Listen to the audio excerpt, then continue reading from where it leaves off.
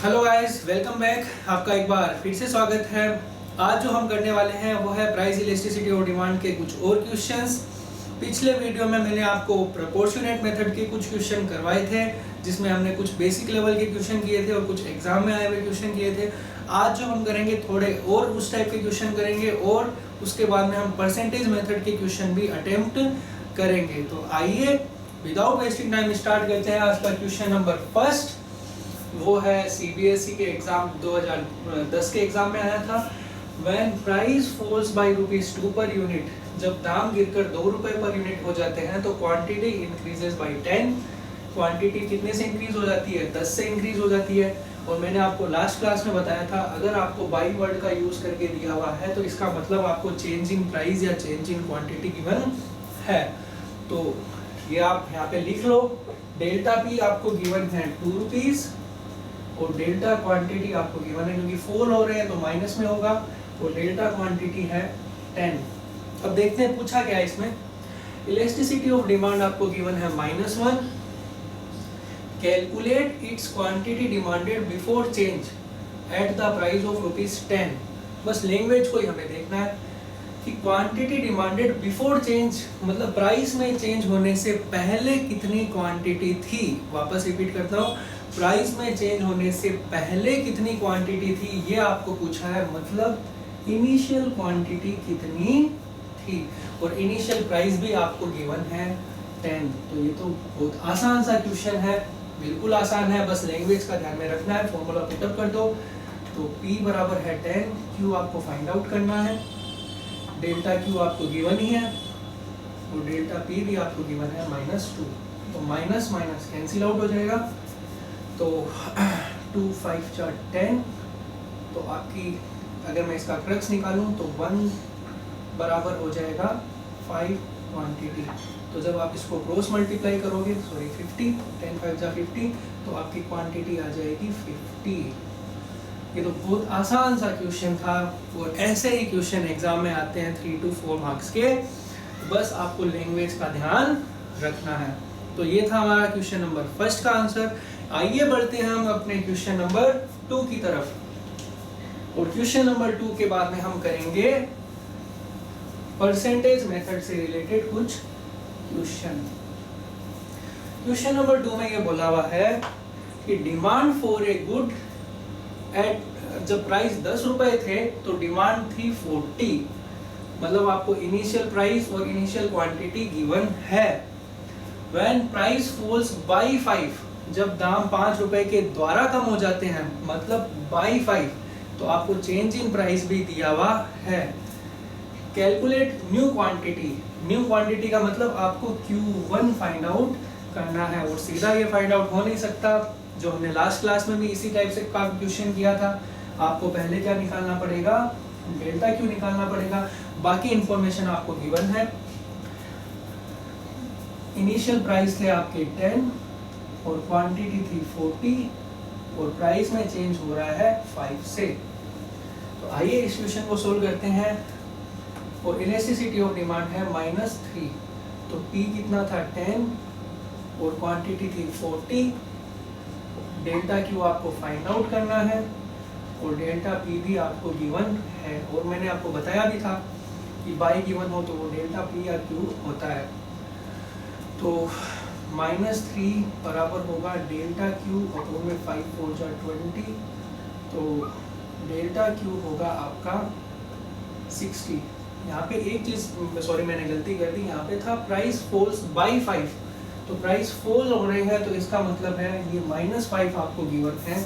तो ये माइनस से माइनस कैंसिल आउट हो जाएगा। तो यहाँ पे आपका डेल्टा Q आएगा 60।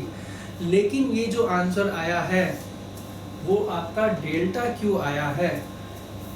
लेकिन आपको यहाँ पे क्या फाइंड आउट करनी है? न्यू क्वांटिटी फाइंड आउट करनी है। और बच्चे यहीं पे क्वेश्चन को छोड़ देते हैं। तो आपको जो न्यू क्वांटिटी निकालोगे, एक बार मैं निकाल देता हूँ, उसके बाद बताता हूँ कि कैसे निकलेगा। ये न्यू क्वांटिटी होगी, जो ओरिजिनल क्वांटिटी होगी इसमें हम इसे चेंज इन क्वांटिटी को प्लस कर देंगे, तो आपका आंसर आ जाएगा 100। अब ये क्यों किया सर? अरे भाई वही जो मैंने आपको पिछली क्लास में बताया था कि यहाँ पे देखिए प्राइस क्या हो रहे हैं, कम हो रहे हैं, प्राइस 10 से 5 रुपए हो रहे हैं, तो क्वांटिटी क्या होगी, जब दाम कम होंगे तो क्वांटिटी तो बढ़ेगी।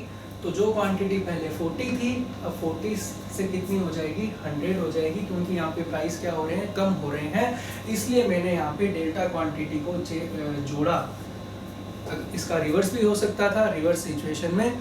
तो आपको जब न्यू क्वांटिटी न्यू प्राइस निकालना होता है तो आपको आंसर डेल्टा तक नहीं छोड़ना है, डिमांड के नियम के रूल के हिसाब से उसको इनिशियल क्वांटिटी में प्लस या माइनस कर देना है। इससे रिलेटेड मैंने पिछली क्लास में भी कराए थे, तो ज़्यादा डिटेल में मैं इसमें नहीं जाऊंगा। तो ये थे हमारे प्रोपोर्शनेट मेथड से रिलेटेड क्वेश्चन। अब जो मैं आपको बता रहा हूँ वो है परसेंटेज मेथड से रिलेटेड क्वेश्चन। वैसे कोई ज़्यादा फर्क नहीं है परसेंटेज में और प्रोपोर्शनेट में, लेकिन फिर भी एग्जाम में इस टाइप से रिलेटेड भी क्वेश्चन आते हैं। लेकिन परसेंटेज मेथड का क्वेश्चन करवाने से पहले मैं एक बार उसके फॉर्मूले को रिपीट कर देता हूँ। परसेंटेज मेथड का फॉर्मूला होता है percentage change in quantity demanded upon में percentage change in price. Price में चेंज होने से क्वांटिटी में कितना चेंज हुआ। तो इसका जो फर्स्ट क्वेश्चन है वो बड़ा सिंपल सा है। When price falls by 50%, जब प्राइस 50% से फॉल होते हैं तो क्वांटिटी डिमांडेड इंक्रीजेस बाय 100%। तो क्वांटिटी में कितना चेंज होता है, 100%। तो आपको इलास्टिसिटी ऑफ डिमांड बताना है। दोनों आसान से दिए हुए हैं। प्राइस फॉल्स बाय 50, तो यहाँ पे आप लिख दोगे चेंज इन प्राइस कितना है, 50%। Quantity demanded increases by 100, quantity में चेंज कितना हुआ, 100% का चेंज हुआ। बस सिंपल। तो इलास्टिसिटी ऑफ डिमांड यहाँ पे होगी -2। प्लस और माइनस का ध्यान रखना। तो ये था हमारे फर्स्ट क्वेश्चन का आंसर, जो बड़ा आसान था। मैंने सिर्फ कंसेप्ट बताने के लिए आपको ये बताया। और जो इससे अगला क्वेश्चन है वो आपके बोर्ड एग्जाम में आया हुआ है और थोड़ा सा सोच के भी उसमें आंसर देना पड़ेगा। ये आया है आपके सीबीएसई सैंपल पेपर 2012 का क्वेश्चन। इलास्टिसिटी ऑफ डिमांड आपको बताना है। व्हेन प्राइस इंक्रीजेस बाय 25%, मतलब प्राइस में चेंज हो रहा है 25% से, मतलब आपको चेंज इन प्राइस गिवन है, कोई प्रॉब्लम नहीं है। Quantity demanded falls from 150 to 120, लेकिन आपको परसेंटेज चेंज इसमें नहीं दे रखा है।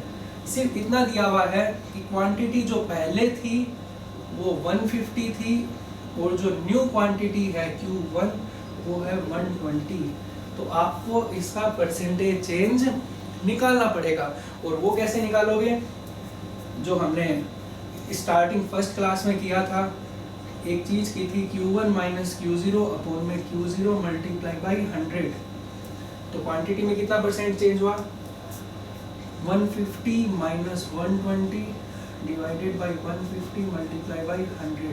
तो जब इसको निकालोगे तो आएगा 30, 150 में से 120 के 30 डिवाइडेड बाई 150, तो ये आ जाएगा आपका 20%। जब आप इसको कैलकुलेट करोगे 25 8 या 200, तो इलास्टिसिटी ऑफ डिमांड आएगा 0.8। वापस रिपीट कर देता हूँ। क्वांटिटी 150 से 120 हो गई, तो क्वांटिटी में चेंज हुआ 30 का, और आपकी ओरिजिनल क्वांटिटी थी 150।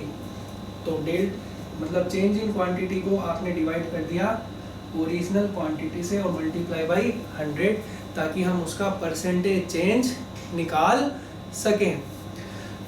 अब इस क्वेश्चन को हम प्रोपोर्शनेट मेथड से भी सोल्व कर सकते हैं। सर कैसे, बताऊंगा मैं आपको, लेकिन मैं आपको ये बता दूं कि अगर आपके एग्जाम में स्पेसिफिकली ये लिखा हो कि आप इसे परसेंटेज मेथड से करो, तब तो आपको इसी तरीके से करना है, और अगर नहीं लिखा तब आप किसी भी तरीके से कर सकते हो। सर इसमें प्रोपोर्शनेट मेथड कैसे लगेगा, अरे देखो मैं बताता हूँ, कुछ भी नहीं है। वापस एक बार मैं रिपीट कर देता हूँ। इसमें लिखा हुआ था कि प्राइस इंक्रीजेज बाय 25%, मतलब आपको चेंज इन प्राइस गिवन है, प्राइस में चेंज हुआ 25% से, तो इसका मतलब मैं ओरिजिनल प्राइस को क्या मान रहा हूँ यहाँ पे 100% मान रहा हूँ। क्वांटिटी 150 से 120 हो गई, तो क्वांटिटी में चेंज हुआ कितने का, 30 का, क्योंकि 150 से 120 हो गई और ओरिजिनल क्वांटिटी है आपकी 150। तो आप जब इसको सोल्व करोगे 35 जा, तो आपका आंसर आएगा 10 डिवाइडेड बाई 35 जा और 520, तो सॉरी एक बार मैं इसको पूरा कैलकुलेट कर देता हूँ। प्राइस में चेंज हो रहा है 25% और यहाँ पे आप ओरिजिनल प्राइस मान रहे हो 100, क्योंकि अगर 25 मान रहे हो डेल्टा क्यू आपका हो जाएगा 30 और आपकी क्वांटिटी जो ओरिजिनल वाली है वो है 150। तो जब कैलकुलेट करोगे 25 4 जा 120 डिवाइडेड बाई 150, 3 4 जा 2 1 3 5 जा 15, तो इलेस्टिसिटी ऑफ डिमांड आपका आएगा 0.8 ही, जो हमने पहले कैलकुलेट किया था। तो आप इसको प्रोपोर्शनेट मेथड से भी सोल्व कर सकते हो। तो चाहे किसी भी टाइप से क्वेश्चन आ जाए, लेकिन बस एग्जाम में आपको लिखा हुआ है परसेंटेज से करो, तो परसेंटेज से ही करना है। तो ये था हमारे परसेंटेज मेथड से रिलेटेड क्वेश्चन। अभी एक्सपेंडिचर मेथड से रिलेटेड क्वेश्चन बच गए हैं, थोड़े परसेंटेज के भी बचे हैं, वो हम करेंगे नेक्स्ट वीडियो में डिस्कस, क्योंकि मैं नहीं चाहता कि वीडियो का साइज ज़्यादा लंबा हो, क्योंकि आप एक साथ इतना हो सकता है कि समझ में जल्दी ना आए। तो लास्ट में मैं यही बोलूँगा कि अगर आपको ये वीडियो पसंद आया तो प्लीज़ इसे लाइक कीजिए, सब्सक्राइब कीजिए, ज़्यादा से ज़्यादा शेयर कीजिए, क्योंकि मैं आपको यहाँ पे कंसेप्ट के साथ साथ सारे क्वेश्चन भी करवा रहा हूँ और इस स्टेशन पे हम अकाउंट्स, इकोनॉमिक्स, कॉमर्स से रिलेटेड अदर सब्जेक्ट भी सब कुछ एक साथ कर रहे हैं। टिल देन हंसते रहिए, मुस्कुराते रहिए और चैनल को सब्सक्राइब करना मत भूलना। Thank you guys.